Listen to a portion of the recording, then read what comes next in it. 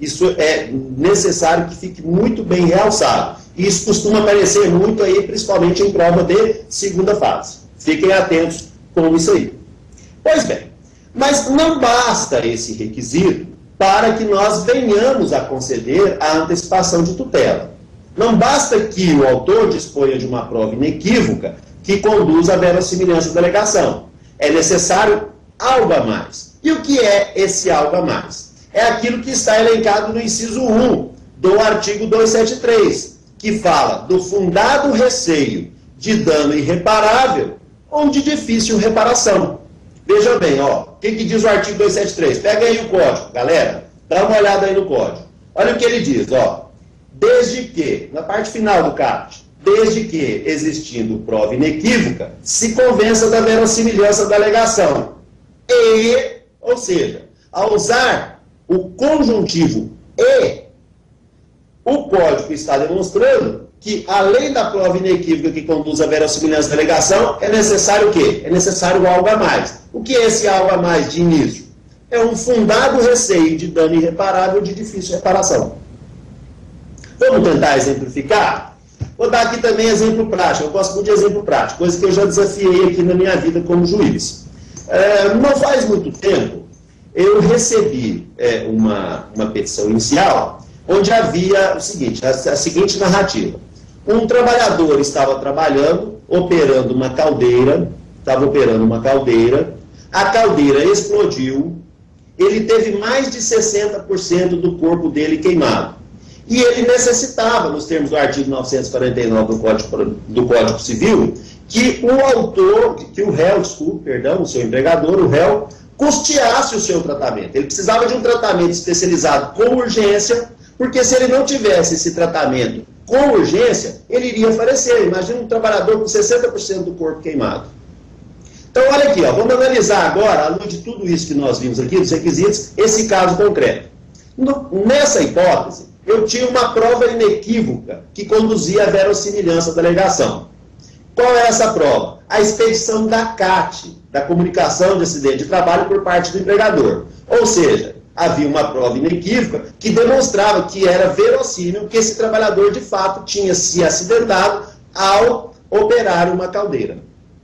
Nesses casos de operação de caldeira, nós sabemos, quando há explosão, que a jurisprudência é mansa e pacífica, no sentido de que a responsabilidade civil do empregador é objetiva, porque aquele trabalhador que opera uma caldeira está suportando um risco que é muito acima daquele que os trabalhadores normalmente assumem ao trabalhar. Então, olha, prova inequívoca, sabemos que a jurisprudência e a doutrina são mansas e pacíficas no que diz respeito à objetivação da responsabilidade do empregador.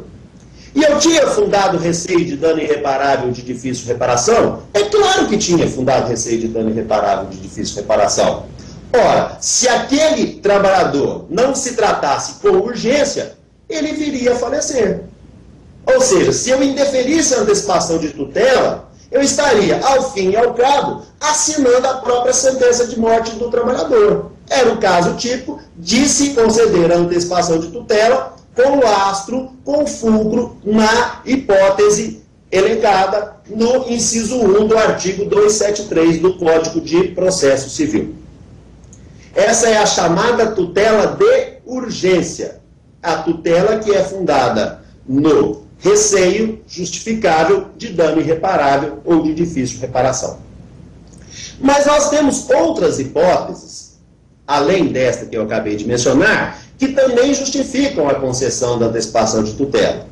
Essa segunda hipótese está prevista no inciso 2 do artigo 273, que fala do abuso do direito de defesa ou manifesto propósito protelatório do réu.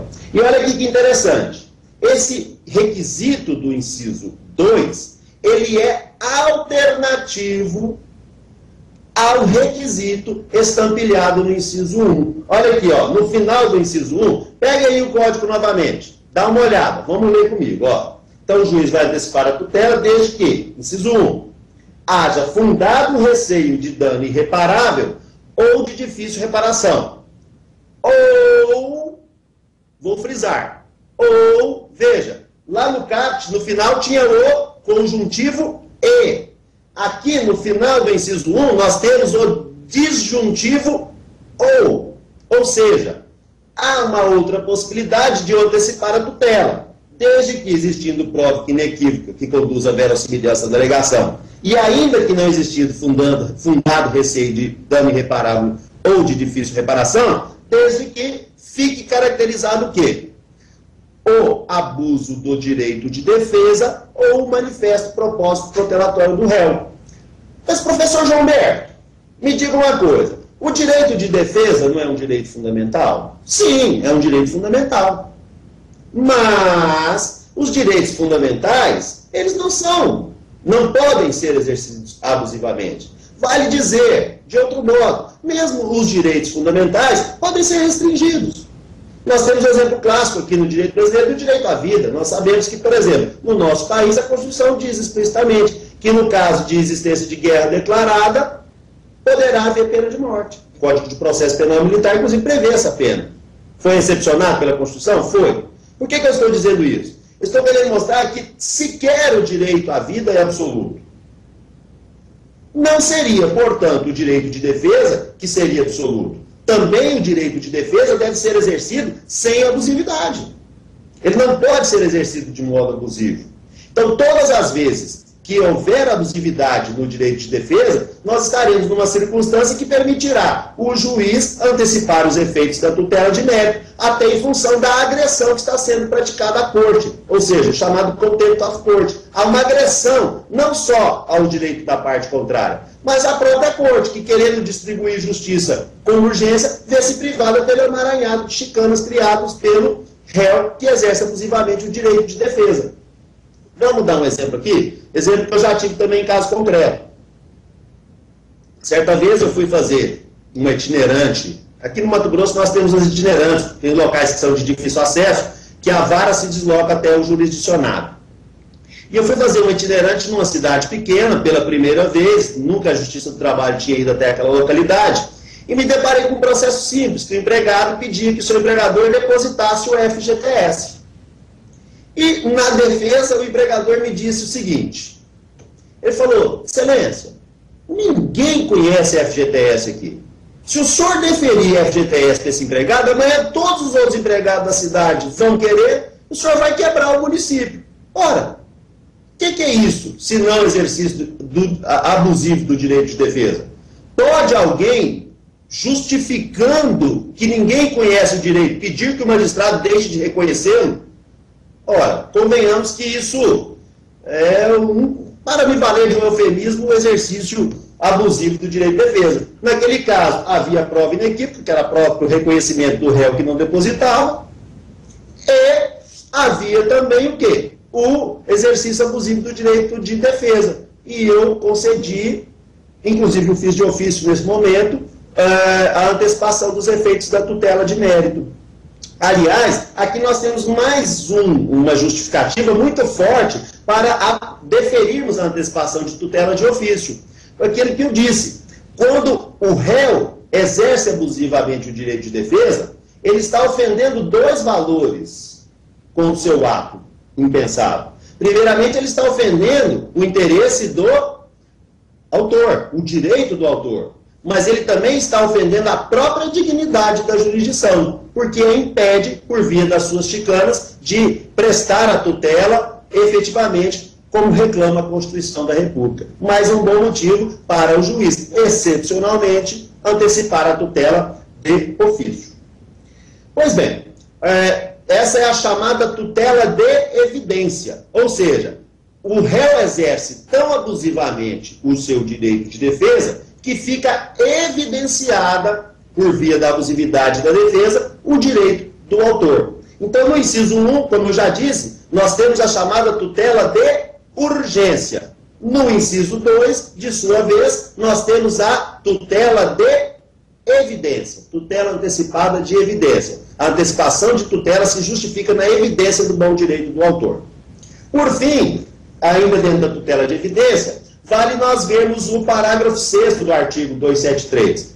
O parágrafo 6º do artigo 273 diz que será lícito ao juiz antecipar a tutela de mérito quando um pedido ou parte dos pedidos se mostrar incontroverso. Ou seja, quando que o pedido vai se mostrar incontroverso? Quando o réu reconheceu a sua procedência, ou quando o réu deixou de impugná-lo especificadamente, deixando de cumprir a regra do artigo 302 do Código de Processo Civil, etc. Nesse caso, se o pedido não é mais incontroverso, não há por que inviabilizar que o juiz possa antecipar a tutela. Se o pedido é incontroverso, ele é evidente. Se ele é evidente, abre-se em Sanchas a possibilidade de se antecipar, sim, a tutela.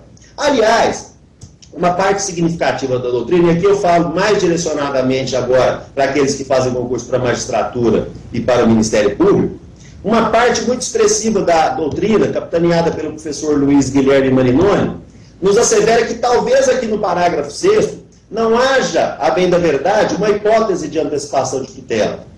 Na verdade, existiria, ao ver do professor, uma hipótese de tutela definitiva da parcela incontroversa da demanda. O que diz o professor Marinoni com isso? Disse, não, tutela definitiva da parcela incontroversa da demanda.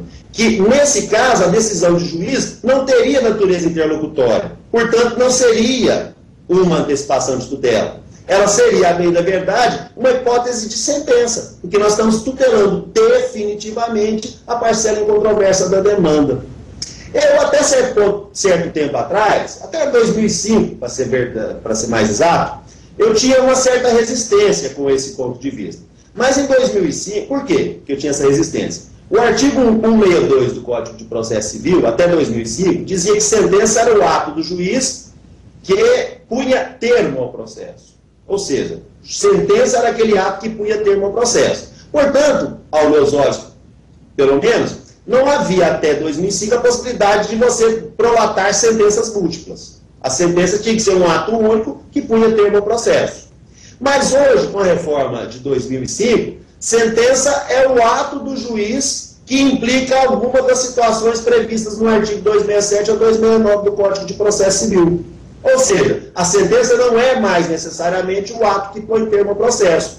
Se ela não é mais o ato que põe termo ao processo, eu vislumbro sim a possibilidade de sentenças múltiplas. E talvez, a partir desta reforma, eu passe a encampar o ponto de vista do professor Marinoni, que me parece bastante razoável. Até porque ele nos ensina que não é viável a gente obrigar uma pessoa a continuar litigando por aquilo que já se tornou incontroverso. Portanto, haveria, mais do que uma antecipação de tutela, que uma modalidade de sentença. Essa, inclusive, é um ótimo tema para vocês pesquisarem. Esse tema caiu aqui já na prova de segunda fase da 23ª região, perguntando qual seria a natureza jurídica do provimento previsto no parágrafo 6º. E o examinador queria justamente saber dessa discussão doutrinária, que hoje ocorre muito acirradamente.